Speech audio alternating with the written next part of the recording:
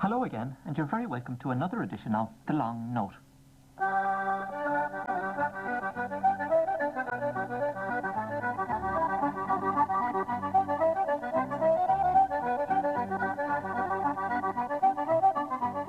Our programme this week is devoted to the musician who, above all others, personifies the accordion to the great majority of followers of Irish traditional music. His name, of course, is Joe Burke.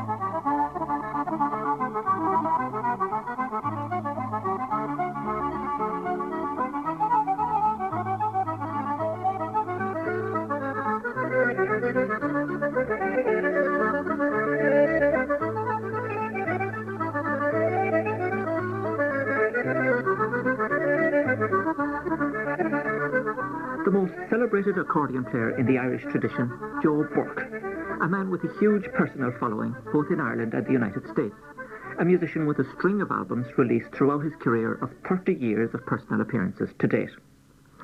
Those reels we've just heard were played on Joe's custom-made French accordion.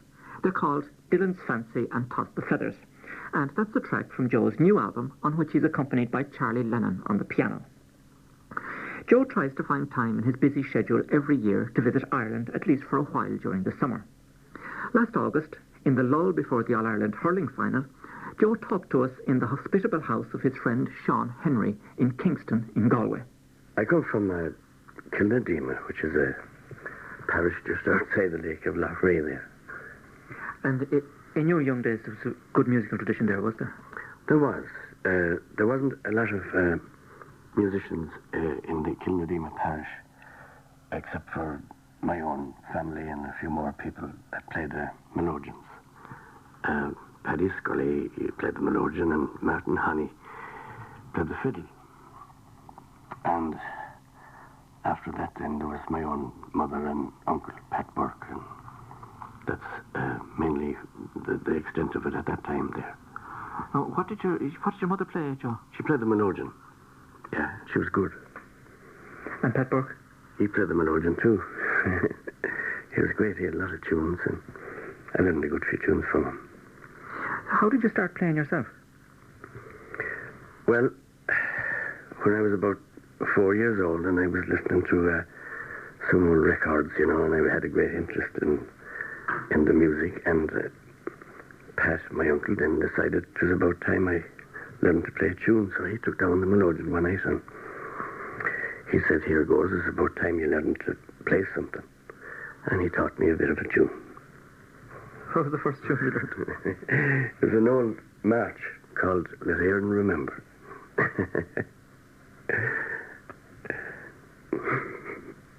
And he showed me the first few notes of it, you know, and I got it fairly quick. And the next evening he came in, I had the second part of it on my own. And he got a little bit surprised, you know. So that was a simple 10-key melody to start it off on. Well, it had 2 rows in it, but we only used 1 row at the time. We thought at that time that the second row was a spare, so that if a reed went on the outside row, you could play the inside one, then, you know, that it was a kind of a backup in case of an emergency, you know.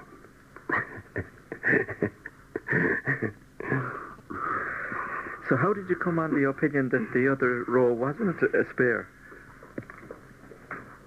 Well, we used to have a haggard out the side of the house, and there was a great competition amongst people that had thrashing machines to do the thrashing. And they used to go around canvassing.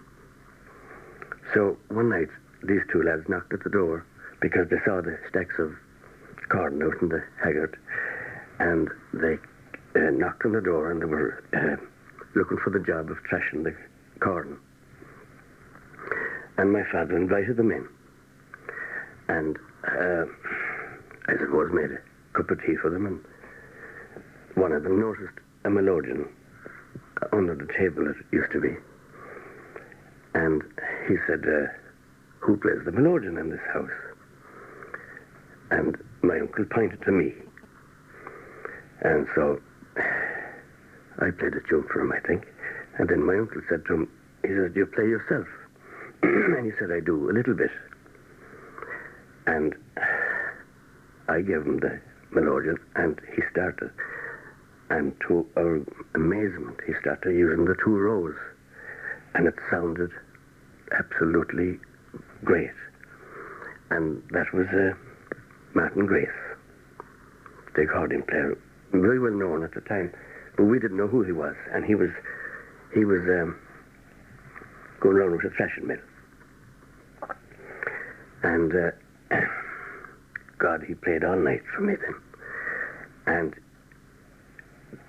they got the job of thrashing without any doubt. So a couple of days later, when they were to come then to do the thrashing, I was at school. And I remember trying to rush home to meet him again, you know. And it so happened that day came wet. And they couldn't do the job. And when I got back from school, all the people that came to do the thrashing were in the house. And Martin was playing the melodeon all day long for them. And he came down several times after that, and he taught me how to use the two rows on the accordion. So that's how that came about. What age were you about at that stage, Joe? At that stage, I was about 10 or 11, I think. And I was very impressed with Martin Grace, and he had great music, you know, and he used to play with the Balnakill band at the time, and he played a lot of tunes suitable for the flutes and fiddles, and that's where the two rows, of course, came in.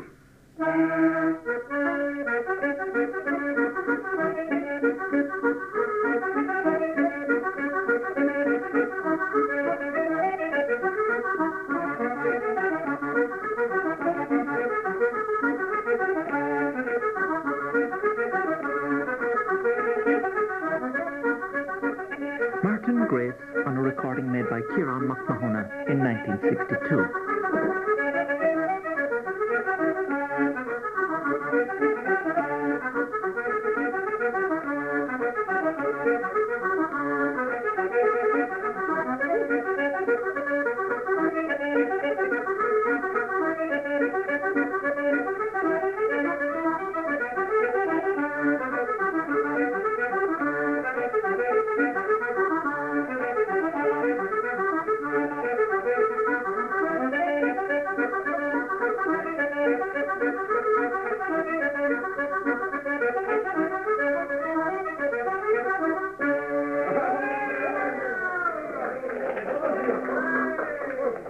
Then I used to go to the Downies of Leitrim Cross, Jack Downey and Mick and Morris, and there were three brothers living together, and Jack's son Padden became a great friend of mine, and we spent a lot of time in that house learning music and tunes.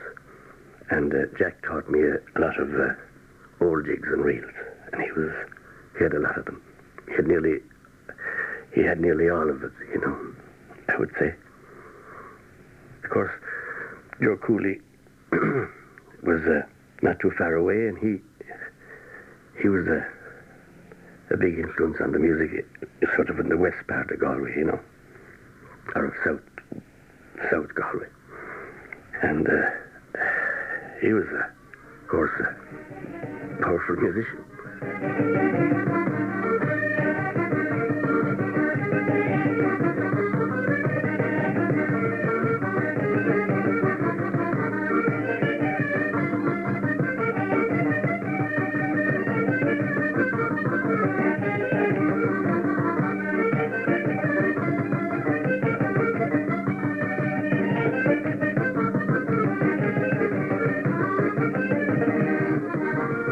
This is the fiery music of Joe Cooley, one of his favourites, a double jig called Daniel O'Connell.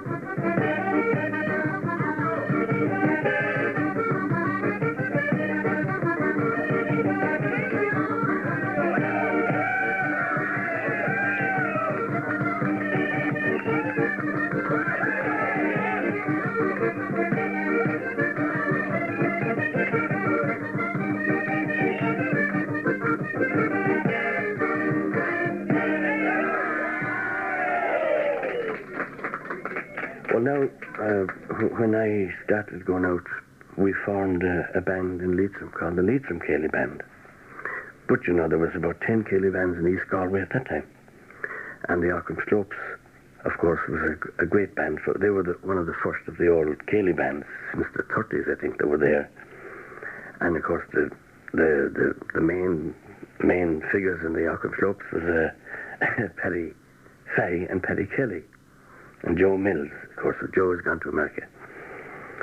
And we used to all meet, of course, at sessions, and we used to meet the Auckland Slopes lads all over the place. And Paddy Carty was with the Auckland Slopes, and then he joined our band. And we used to meet in pubs at that time and play music all night. And sometimes we used to go down to Paddy Fahey's house in Killibeg House, and there was a great room there for music. Paddy used to like the acoustics of the room. There's a big piano and it's a big room, and that's where Paddy would play his best music, I think. And we spent a lot of nights down there, and a lot of times, good times. And himself and Paddy Carty used to get together with the fiddle and flute, and that was great music. They used to play great together. There is something special about East Galway music, Joe, isn't there? Oh, there is. There is. It has a lovely kind of an easygoing, relaxed kind of a way about it. And I think the greatest exponents, of course, was Paddy Kelly and Paddy Fahey. And then, of course, the Balnakill people for the flute music. Oh, that was Eddie Maloney and Jack Coughlin and old Steve Maloney. And then there was Tommy Whelan, but I never met Tommy Whelan. He was dead before my time. And they say he was great. And when they would tell you in Balnakill that a man was a good flute player, you could bet your life he was good. He had to be good.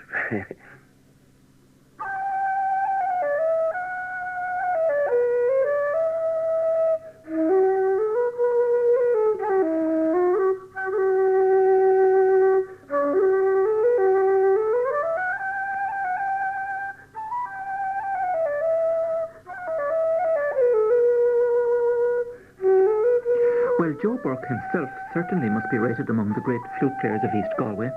Here he is with a slow air called Cuishin Glán Nefin.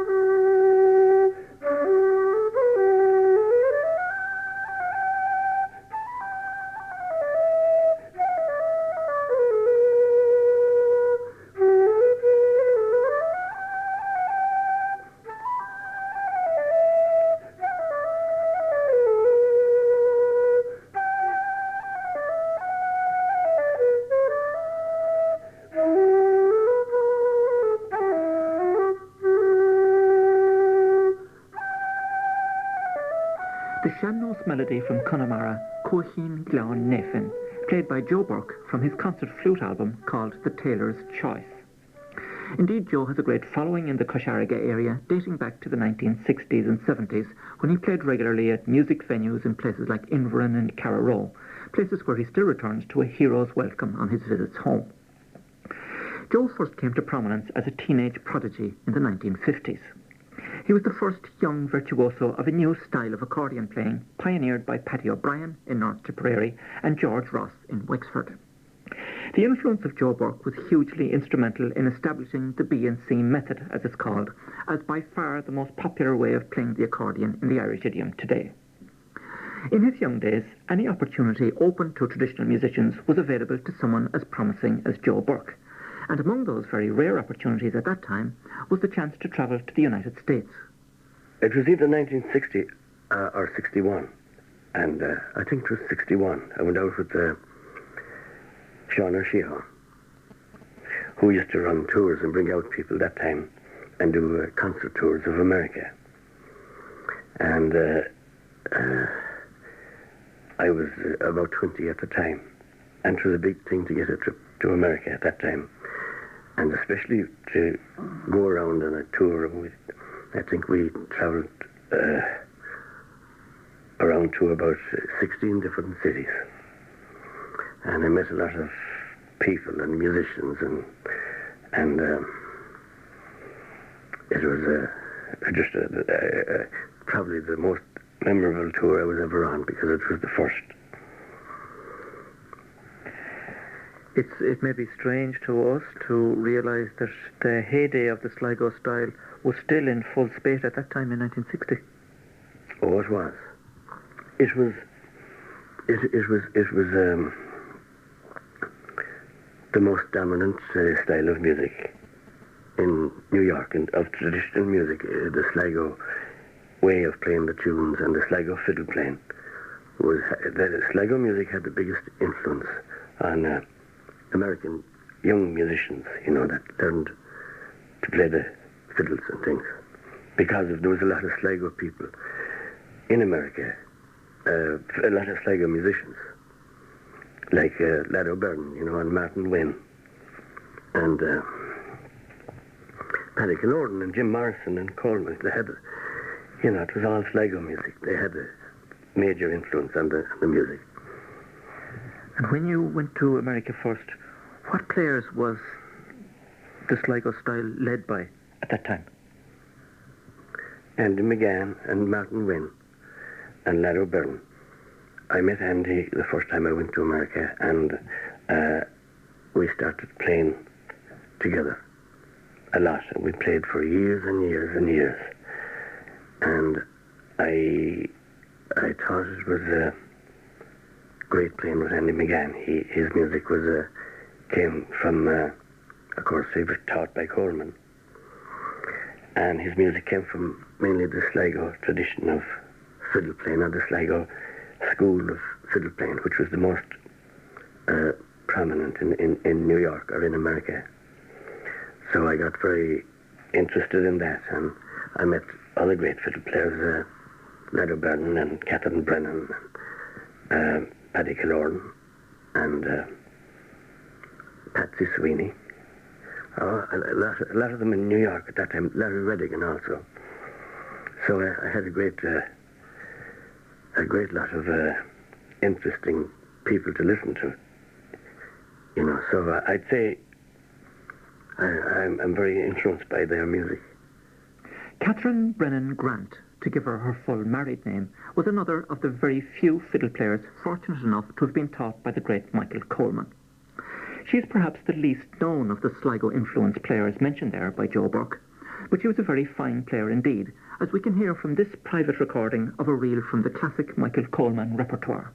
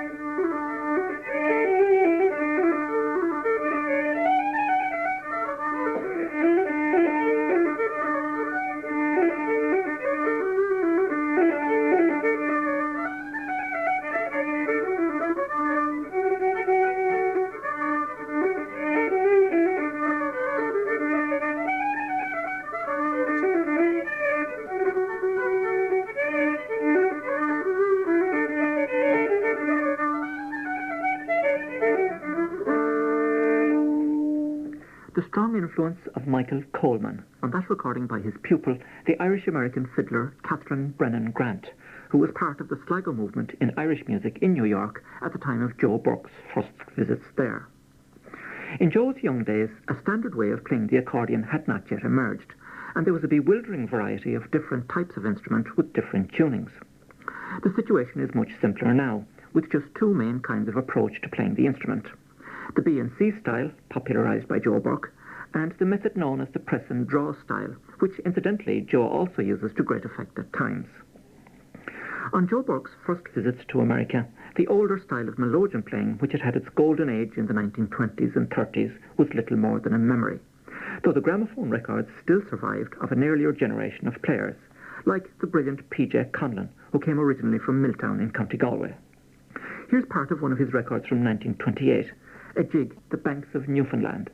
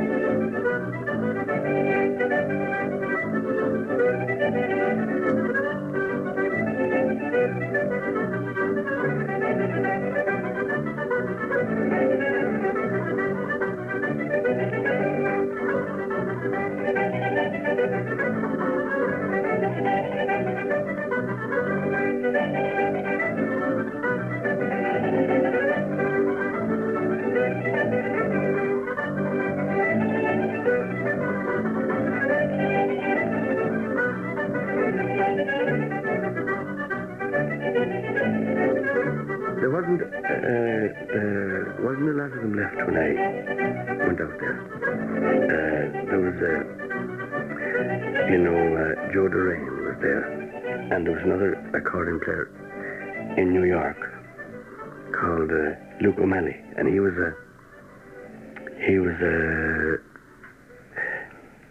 influenced by Joe Burke. He followed Joe Burke's style of playing, but he was a great player. He was very spectacular and great fingers, and he played a lot in the Joe Burke style of playing. I can't think of too many more that of course, Charlie Mulville. I knew Charlie very well, and he was a grand old player. I liked him a lot. He had great music, and he used to compose a lot of tunes himself, and he was a fine player. And Gene Kelly, I nearly forgot him. He was a very good player. Gene Kelly. There was another man that I met, was Jerry O'Brien, and he played a lot of. They played a lot of good music. So that's about 3 or 4 of them. But I didn't. I never knew P.J. Conlon.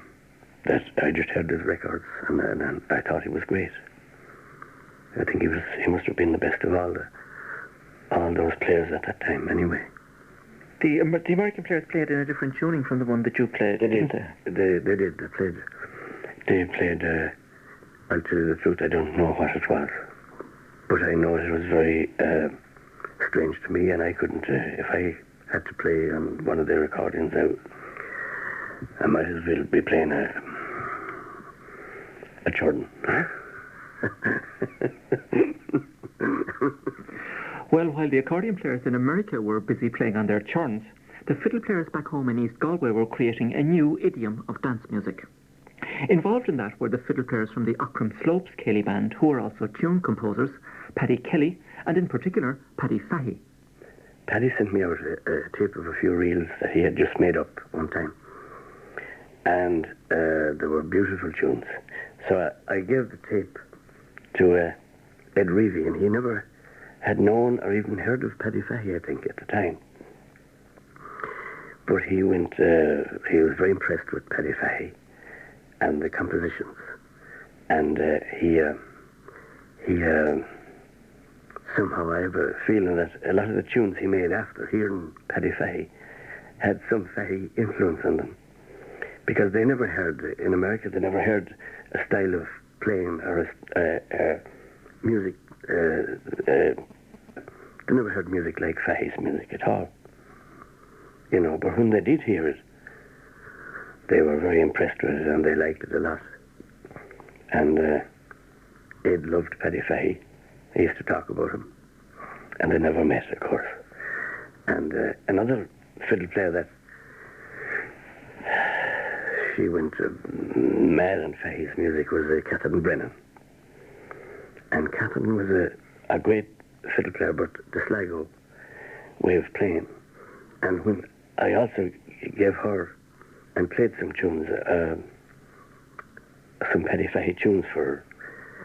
And, you know, in her later years, she hardly played any other type of tune except Paddy Fahey's music. She used to play it all the time.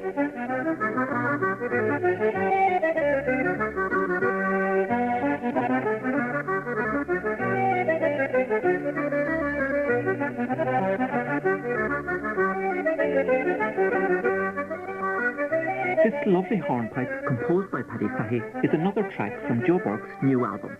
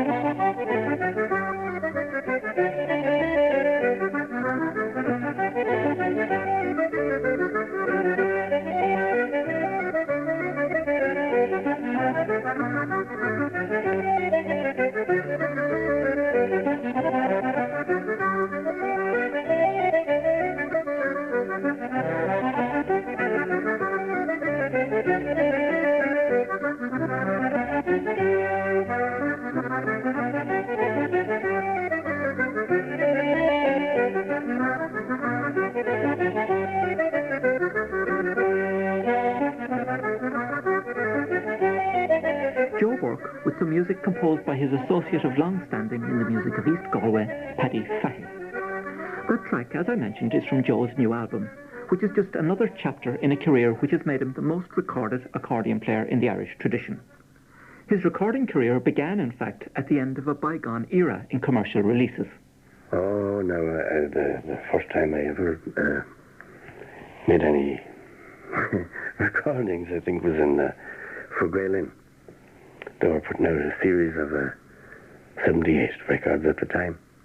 And they had Sean Ryan and Tommy Rick and Sean McDonough and Paddy Kenny. So they recorded me. And I think they put out 2 78s. And I was very young at the time. And about 18, I think. And we recorded it in Peter Hunt's studio. And Sean Ariba was there to help me out. He was more or less an advisor in the studio, but I needed, as the records turned out,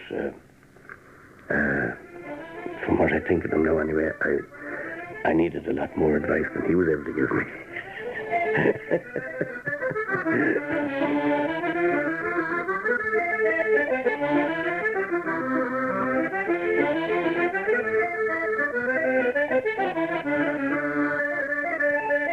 The golden keyboard, played by the youthful Joe Burke on one of the last 78 records ever made of Irish music.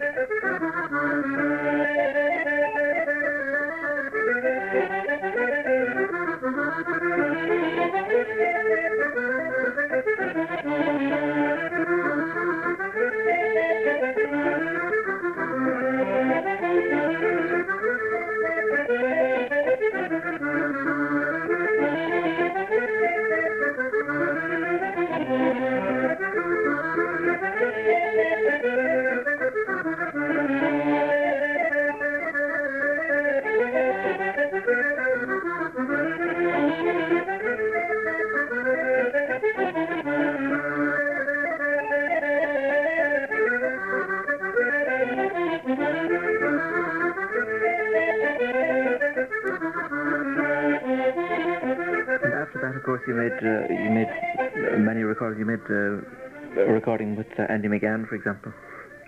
I did. Andy and I made a recording in I think it was 1965, an LP in New York, and we were happy with that. It was a kind of a nice old record, and we had Felix Dolan playing the piano with us, and we recorded it in a Broadway in New York, a very posh studio at the time. And mind you, a lot of people liked it. And, they tell me it sold fairly well.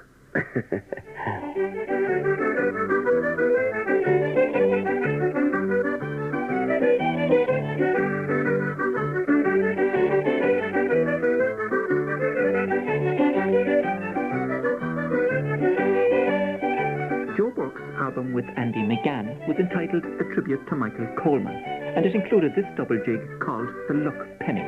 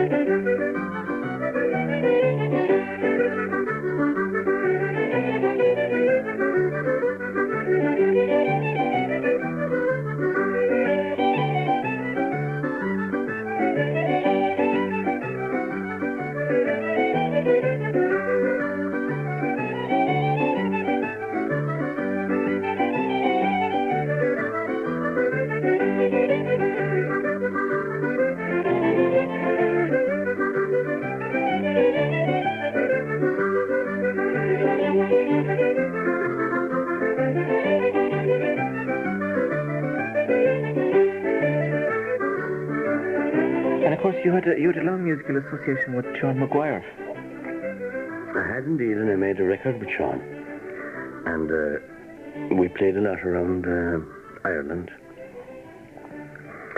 and around Scotland, and we went up to the Shetlands, and we used to have a great time. And we made, I think we must have made, it must be a record. We're talking about records, but I was trying to tell you that the record we made together was done in a studio in Belfast, in Bank Street, and the amount of effort we put into it consisted of getting up in the morning in Lisburn, where Sean lived at the time, and we had breakfast, and we sat down, and Josie Hagan, she played the piano with us. Well, she got a notebook, and we thought of a list of tunes. Now, we didn't play them or rehearse them, but she wrote down a list of tunes that we could play, and we were going into the studio at 1 o'clock. We got in there about 3, and we sat down, and we did that record in an hour and a half. And we never had there was one tune on that I never played before until that very day. we were out of the studio anyway in an hour and a half. It seems we were very busy at the time. We hadn't too much time to be spending in studios or places like that. We had other commitments down the road.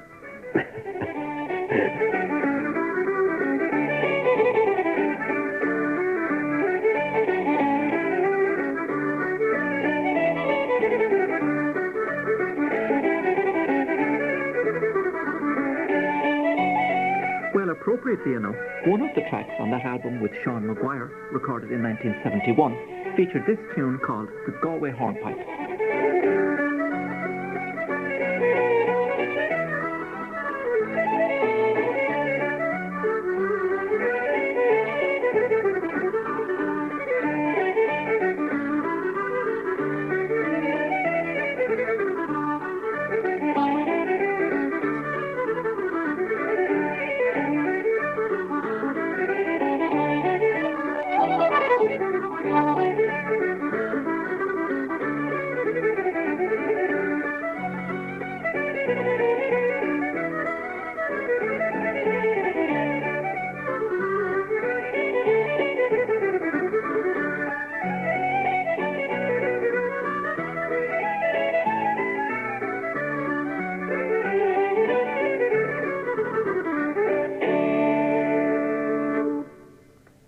Joe Burke with Sean Maguire. Nowadays, Joe is involved very much in what has emerged as America's premier outlet for Irish traditional music, the establishment called John D. McGurk's in St. Louis in Missouri. Over a period of time, Joe has played with many fine musicians in McGurk's, including a long association with the Tipperary uilleann piper Michael Cooney, with whom he recorded an album. These days, Joe presents his own regular programme on local radio in St. Louis, altogether a big commitment to life in the United States. I spend a lot of time in America now, and I kind of like it. I like it here too. And that's the shape of your career in the years to come, involving the United States still, Joe, will it? It looks that way now. I look forward every year to the end of June, when I can come back here and meet all the first-class musicians. And of course, Joe Burke's friends over here look forward to meeting him on his summer visits, especially this year to see how he's recovered from his 50th birthday celebrations, which took place in St. Louis recently with great festivities. Well, I'm sure all his followers will join us in adding our best wishes, Gomarathu and Céad, and in hoping that his next half-century will be as happy as his last. To me, one of the great qualities of Joe Burke as a musician is that he's remained true to his roots through a long and very public career. For a player of his stature, the temptations to follow a more commercial path must have been many. But Joe held steady to his commitment to the grassroots of the Irish tradition, and this, combined with his relaxed and affable stage presence, is part, at least, of the huge following which he enjoys.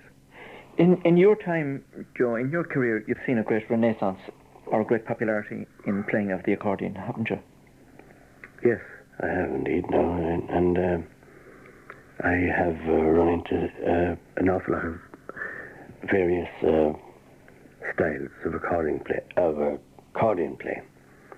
and the more styles that are around, I think the better. You don't think that the future of the accordion lies in the mastery of any particular one style? I don't think so, but I've never been able to predict the future of anything really. But I think it's not dependent on one particular style. In fact, I think it's more likely that it will depend on a greater variety of styles.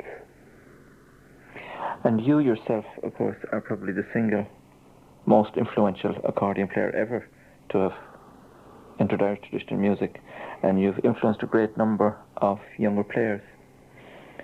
How do you feel about that yourself? Do you feel that's a great weight on your shoulders?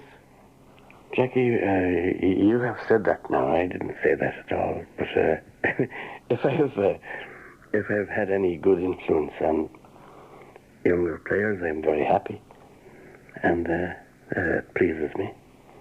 And I hope it continues, and I hope that they all get very good.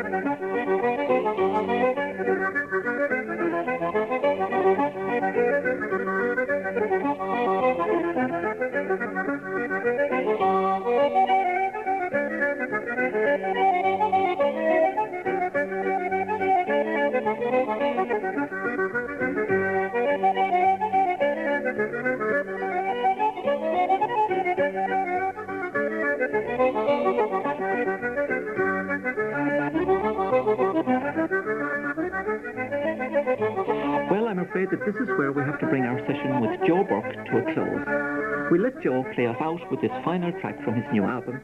So with these reels composed by Paddy Kelly, from the long note till next week, bye-bye.